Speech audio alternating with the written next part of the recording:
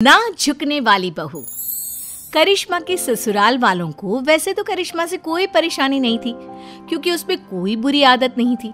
लेकिन एक आदत थी जो अच्छी नहीं थी, और वो ये थी कि करिश्मा कभी किसी की कोई बात नहीं मानती थी। लेकिन अगर उसे अपनी कोई बात मनवानी हो तो जिद पर अड़ जाती थी।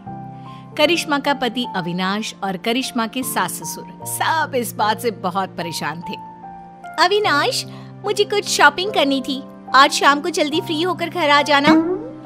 करिश्मा, इस वक्त तो मेरे पास बहुत काम है। हम शॉपिंग के लिए अगले हफ्ते चलते हैं। नहीं, मुझे आज ही शॉपिंग के लिए जाना है, मतलब जाना है। करिश्मा, मैंने कहा ना, मेरे पास ऑफिस का बहुत काम है, मैं नहीं चल पाऊंगा। मैं कुछ नहीं जानती, अगर आप मेरे साथ शॉपिंग करने के लिए नहीं गए तो मैं अपनी मायके चली जाऊंगी। और तुम्हारी मम्मी की तबीयत पहले से ही खराब है, सोच लो कौन ध्यान रखेगा उनका। अरे बेटा, तुम कभी तो अपने पति की बात सुन लिया करो। एक हफ्ते में क्या बिगड़ जाएगा। मैंने कह दिया सो कह दिया, मैं झुकूंगी नहीं। शाम को अविनाश करिश्मा को शॉपिंग के लिए लेकर जाता है। अविनाश, मुझे ये ड्रेस बहुत पसंद आ रहा है। अरे लेकिन ये पूरे 20,000 का है। तो क्या हुआ, मुझे ड्रेस पसंद है और मुझे लेना है। करिश्मा, इस बार बजट थोड़ा गड़बड़ हो गया यार, अगले महीने तुम ये ड्रेस ले लेना। कभी तो अपनी जिद छोड़ दिया करो ना डार्लिंग। मैं यही ड्रेस लूंगी, कहा ना, मैं झुकूंगी नहीं। कुछ दिनों के बाद। करिश्मा बेटा, अविनाश के मामा जी हमारे घर आ रहे हैं। देखो, हमारे सामने तो तुम कैसे भी कपड़े पहन लेती हो, लेकिन उनके सामने बस एक दिन के बाद बेटा साड़ी पहन लेना। हाँ? अरे, अविनाश के मामा जी आ रहे हैं तो मैं क्यों साड़ी पहनूं? करिश्मा, हम सब तुम्हारी बात मान लेते हैं ना, कभी तुम भी तो हमारी कोई बात मान लिया करो। कितनी बार कह चुकी हूँ, मैं झुकूंगी नहीं। अगले दिन। और अविनाश, हमारे घर की बहू है तो साड़ी पहन कर रहती है, तुम्हारी बहू तो पजामा टी शर्ट पहन कर घूम रही है। अब क्या बताएं, बहुत समझाने की कोशिश की, लेकिन किसी की बात नहीं सुनती। हर बात पे कहती है मैं झुकूंगी नहीं। बात करने की कोशिश करता हूँ। अरे करिश्मा बेटा, जरा इधर तो आओ। जी मामा जी, बताइए क्या हुआ? अरे वैसा तो तुम बहुत प्यारी हो बेटा, लेकिन तुम्हें इतना तो पता होगा ना कि कोई बड़ा घर आता है तो उसके पैर छूने चाहिए। देखिए मामा जी, मैं किसी के आगे झुकती नहीं, दिल से सबकी रिस्पेक्ट करती हूँ। मैं झुकूंगी तो बिल्कुल भी नहीं। सुन लिया आपने मामा जी, समझा समझा कर थक गए हम, किसी की नहीं सुनती। कुछ दिनों के बाद।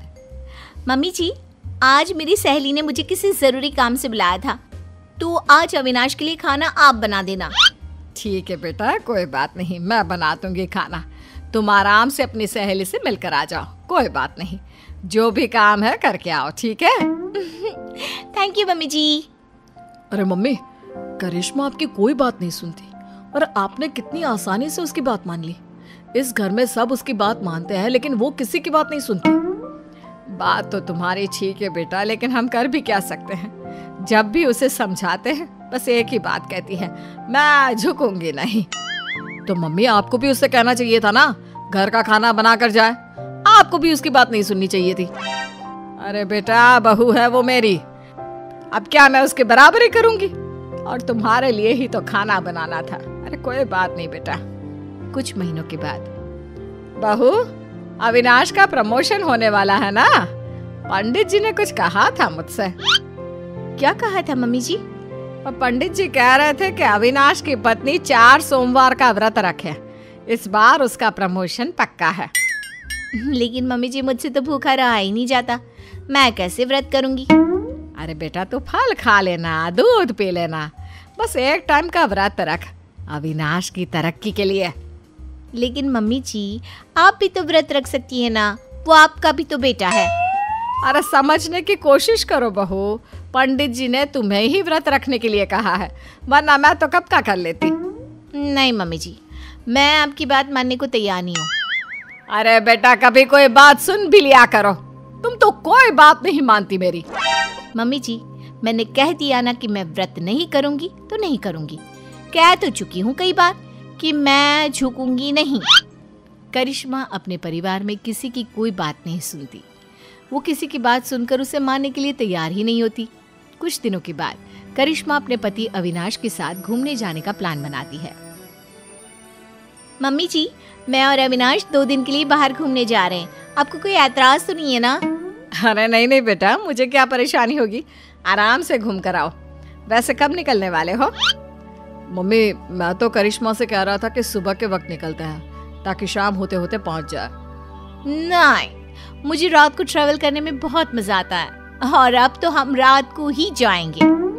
लेकिन बेटा, खुद की गाड़ी से रात के वक्त ट्रैवल करना खतरनाक हो सकता है। क्या फायदा, दिन में चली जाओ।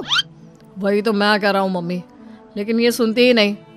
मैंने कहा ना, मुझे सिर्फ रात में ही ट्रैवल करना है और गाड़ी भी तुम ही चलाओगे। बेटा, इस बार तो तुम्हें यह बात माननी ही होगी। ये तुम्हारी सुरक्षा का सवाल है।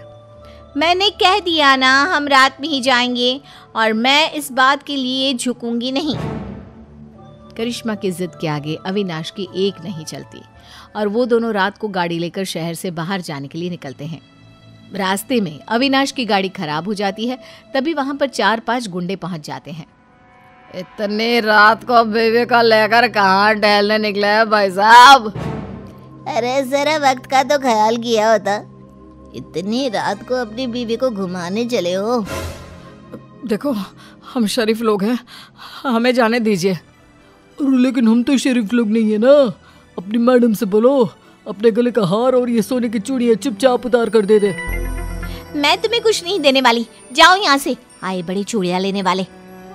अपने पति को जिंदा देखना चाहती हो तो चुपचाप ये चूड़ियां और हार उतार कर दे दो, वरना ये आज बचेगा नहीं। करिश्मा, अगर तुम्हें मेरी और अपनी जान प्यारी है तो अपने गहने उतार कर प्लीज इन गुंडों को दे दो। ए गुंडा किसको बुला रहे हैं? हाँ, सॉरी भाई साहब, गलती हो गई। मेरा मतलब करिश्मा, अपने गहने उतार कर इन भाई साहब को दे दो। मैं अपने गहने किसी को नहीं दूंगी। दूसरा गुंडा चाकू निकालकर अविनाश के गले पर रख देता है। अब भी नहीं दोगी तो तुम्हारे पति की गर्दन धड़ से अलग हो जाएगी, सोच लो। अरे ऐसे कैसे तुम्हारे कहने से कुछ हो जाएगा? मैंने कह दिया सो कह दिया। मैं अपने गहने नहीं देने वाली। मैं किसी के आगे झुकूंगी नहीं।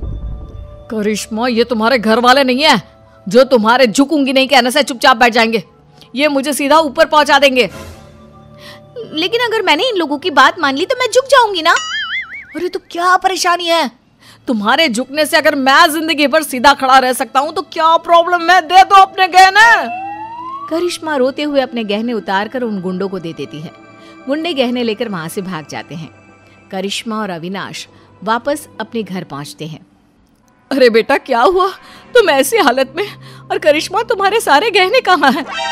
मम्मी, आपका बेटा जिंदा दिख रहा है, ये कम है क्या? गहनों की छोड़ो, ये पूछो कि मैं जिंदा कैसे बच गया। अरे कैसी बात कर रहे हो अविनाश, जरा सोच समझ कर बोलो। मम्मी, आपकी ये झुकूंगी नहीं वाली बहू आज मेरी गर्दन कटवा देती, अपने ना झुकने की आदत के चलते। क्या बात है करिश्मा, तुम मुझे सारी बात साफ साफ बताओ। करिश्मा अपने और अविनाश के साथ हुआ सारा किस्सा अपनी सास को सुनाती है।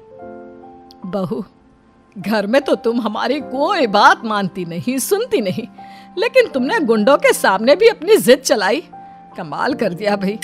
तो क्या करती मम्मी जी, वो मेरे गहने छीन रहे थे ना। और गहने नहीं देती तो वो तुम्हारा पति छीन लेते, उसका क्या? लेकिन मैं उनकी बात कैसे मान लेती? मैं कैसे झुक जाती?